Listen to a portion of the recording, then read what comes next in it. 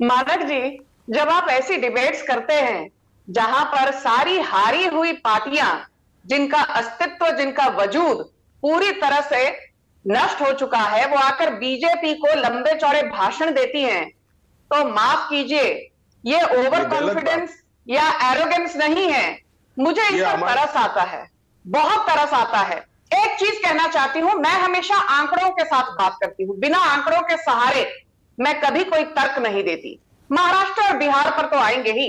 ये जो बिहार से अभी नवल किशोर कह रहे थे भाजपा ने ये नहीं किया वो नहीं किया, अरे 4 हफ्ते पहले आप लोग उपेंद्र कुशवाहा की बड़ी बड़ी उनके गाने गा रहे थे, बड़े दिग्गज नेता हैं हमारे जेडीयू के। उपेंद्र कुशवाहा ने आपकी जेडीयू छोड़ दिया, आपका अलायंस छोड़ दिया, और आप यहां बैठकर अपने अलायंस पार्टनर के बारे में ना इंट्रोस्पेक्शन करते हुए, आत्मचिंतन करते हुए भाजपा को भाषण दे रहे हैं। और उपेंद्र कुशवाहा तो सिर्फ शुरुआत है, बिहार में पिक्चर अभी बाकी है।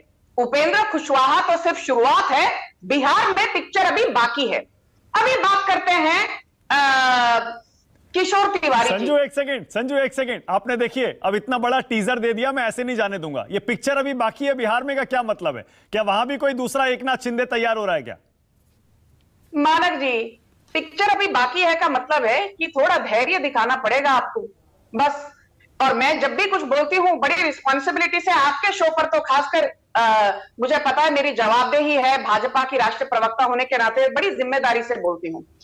अभी किशोर तिवारी पर आते हैं। किशोर तिवारी जी, मैंने पहले भी कहा है कि शिवसेना, तो अभी एकनाथ शिंदे के गुट को शिवसेना का जो लोगो है, शिवसेना का जो सिंबल है, शिवसेना का जो नाम है, वो अभी एकनाथ शिंदे की धरोहर है। मुझे उद्धव ठाकरे पर बेहद दुख होता है। ये कैसे पुत्र हैं, कैसे सुपुत्र हैं जिन्होंने हिंदू हृदय सम्राट बाला साहेब ठाकरे की ये पार्टी शिवसेना का गठन हुआ था 1966 में, और 1966 में इसको शिवसेना, इसका नामकरण किया था बाला साहेब के पिताजी केशव ठाकरे ने, केशव साहब ठाकरे ने। आज केशव ठाकरे और बाला साहब ठाकरे रो रहे होंगे कि भाई देखो हमारे सुपुत्र और हमारे पोते, इन्होंने तो हमारी धरोहर की धज्जियां उड़ा दी। मैं आपको एक बात कहना चाहती हूं, जब आप महाराष्ट्र की बात करें, आप इतना समझ जाइए कि यदि, मैंने पहले भी आपके शो में कहा है, 55 सीटें उद्धव ठाकरे का फ्रैक्शन का गुट जीता था 2019 महाराष्ट्र के विधानसभा चुनाव में। 55 में से आज उनके पास 15 विधायक रह गए हैं। जब 73%, 40 विधायक आपका गुट छोड़ के कहीं और चले जाते हैं और सभी एक बात कहते हैं, हमें उद्धव ठाकरे के नेतृत्व में बिल्कुल कोई विश्वास नहीं रहा, we do not have confidence in his leadership skills. जब 40 लोग ये बात करते हैं, और उद्धव ठाकरे क्या करते हैं, वो यहां बैठकर अरविंद केजरीवाल, जिनको खुद पता नहीं कि पंजाब में क्या हो रहा है, अमृतपाल सिंह ने वहां पर क्या हाल करके रखा है, ये दोनों यहां महाराष्ट्र में मिलकर हंस रहे हैं। मेरा तो ये मानना है 0 + 0 = 0, 0 × 0 = 0, 0 - 0 = 0, 0 ÷ 0 = 0। नहीं, लेकिन संजू देखिए, ये तो मानना पड़ेगा, बिहार और महाराष्ट्र में पूरा विपक्ष एकजुट अगर हो जाता है। आप कंप्लीट कर लीजिएगा, मैं सवाल जोड़ देता हूं, उसके बाद जवाब दीजिएगा। बिहार और महाराष्ट्र में, महाविकास आघाड़ी महाराष्ट्र में, बिहार में सारे तीनों एक, तो आपको तो महागठबंधन का 2 जगह सामना करना है। सॉरी इतनी डिबेट करती हूँ मानक जी, सॉरी मानक जी। मुझे याद है 2019 के पहले 3 जगह बाई इलेक्शन हुए थे, बाई पोल हुए थे।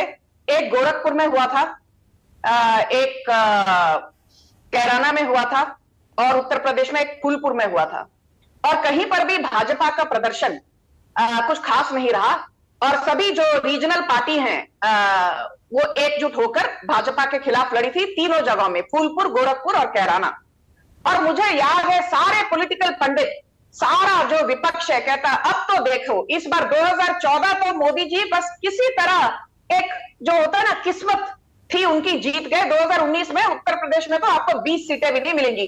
2014 में हमको 73 मिली थी, 2019 में हमको 63 मिली, और विपक्ष हाथ मलते रह गया। मैं आपको और एक बात कहना चाहती हूं बस 20 सेकंड में। उत्तर प्रदेश में कितनी लोकसभा सीटें हैं? 80। राजस्थान में कितनी है? 25। गुजरात में कितनी है? 26। कर्नाटका में कितनी है? 28। मध्य प्रदेश में कितनी है? 29। और महाराष्ट्र में कितनी है? 48। टोटल मिला के कितना हुआ? 236। मैं बोलती हूं यदि आप हमारा पिछली बार का 80% का ट्रैक रिकॉर्ड रखें, रन रेट, सक्सेस रेट रखें, तो ये 236 में से बिना कोई बढ़ोतरी किए हमको 189 सीट्स मिलेंगी।